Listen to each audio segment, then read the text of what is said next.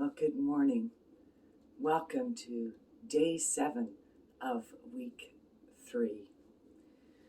We begin by lighting a candle to remind us of Jesus, the light of the world. Our candle of hope holds up for us the words of the ancestors that speak to us of promise and possibility. Our candle of hope calls us to remember that we are peacemakers in a broken and a hurting world. And our candle of joy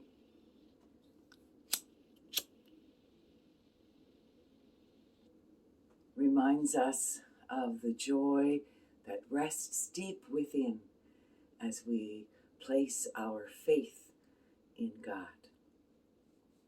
Today we're going to read from Psalm 100. For God is good, and God's steadfast love endures forever, and God's faithfulness to all generations. Only one day left until we will kneel again in Bethlehem's light to hear the age-old story that speaks to our hearts and to our souls. It is a light that is for us a sign of God's goodness and God's steadfastness, as the psalmist reflects for us. Imagine that it was a chaotic few days in Bethlehem before this blessed event took place. A census had been called, and people were coming from all places to this, the city of David. We are told that all of the inns in Bethlehem were full, and there was no place left to stay. I often wonder what was going through the mind of the innkeeper on that night. What was he thinking as another knock came on his door? Did he debate about answering it all? Was he angry that someone else was disturbing his evening? Perhaps he felt desperate, knowing that he had to turn yet another person away. Despite what he might have been thinking or feeling, on this particular night, he answered the door one last time.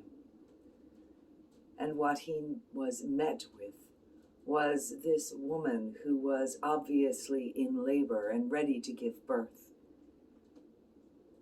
He was filled with compassion as he offered her the only thing that he had: a stable to come in out of the cold elements of the night, and a bed of hay.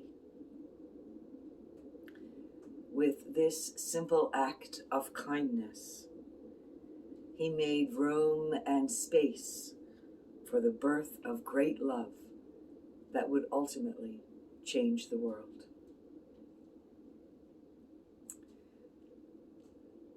There have been many times when I think that I can understand what the innkeeper must have been feeling. Busy and tired and feeling like perhaps he had nothing left to give. I know that in my ministry, particularly around Christmas time, there have been moments when I have felt just that, when I've thought I can't answer one more call or answer one more plea for help. I remember a night a number of Christmases ago. It was actually the 23rd of December when I received a phone call And as the phone was ringing, it was probably about 6 or 7 o'clock in the evening. And it had been a long day. And I thought to myself, maybe I'll just let the answering machine get it. But something compelled me to answer. And I did.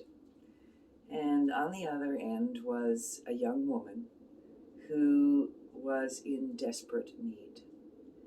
She had been trying to reach a variety of places over the last couple of days. They had found themselves in a place that they never thought they would. I listened carefully as she explained her situation to me, and I told her to just give me about an hour and I would be at their home. So I made a couple of phone calls myself, and I gathered together some groceries, and I was able to pull together some money to help pay their rent. And I made my way to their home.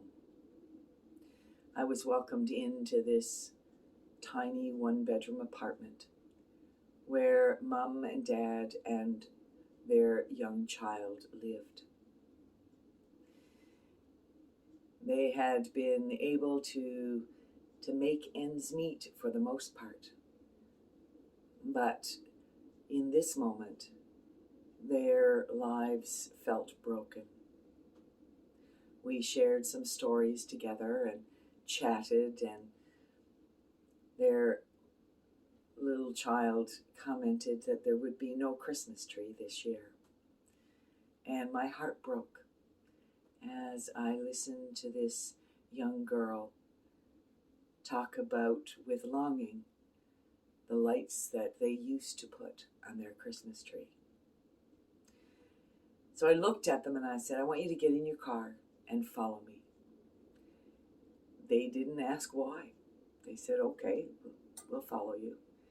And so we left and we drove up the road, and I pulled into the first tree lot I could find.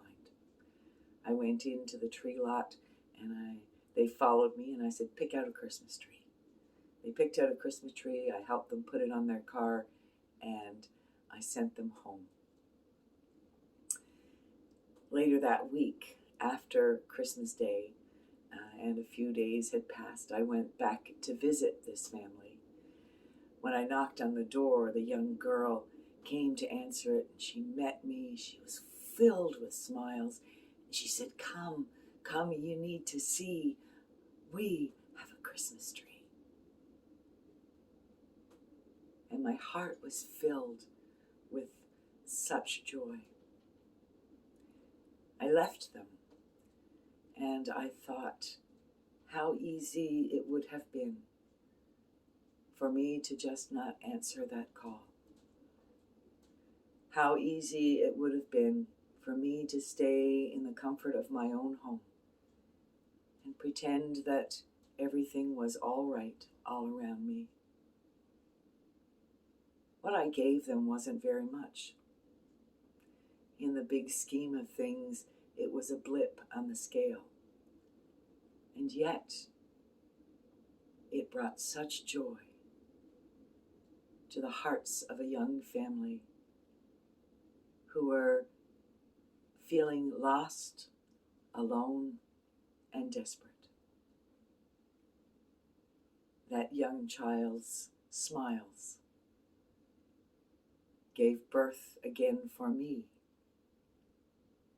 the love that was born so long ago. And my soul rejoiced. When I sat with Psalm 100, this is what Spirit spoke to my heart. Make a joyful noise, serve with gladness, and come into this place with singing. Know the goodness that is at the heart of the universe, created from dust in the image of divine. We are connected and part of the beauty of the earth. So let us come into these gates with thanksgiving and into these courts with praise.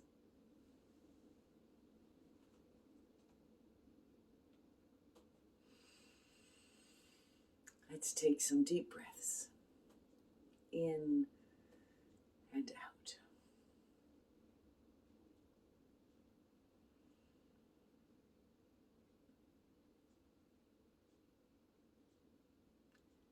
May I always make room and be a conduit of joy.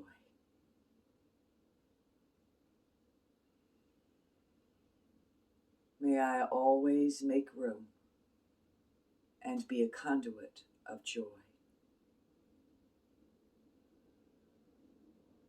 May I always make room and be a conduit of joy.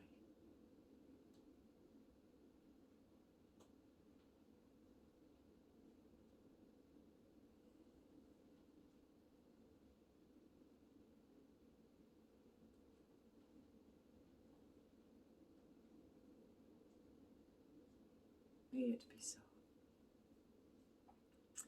And today I invite you to reflect on the question, how have you, or how can you, make room for the birth of the Christ again in this place and in this time?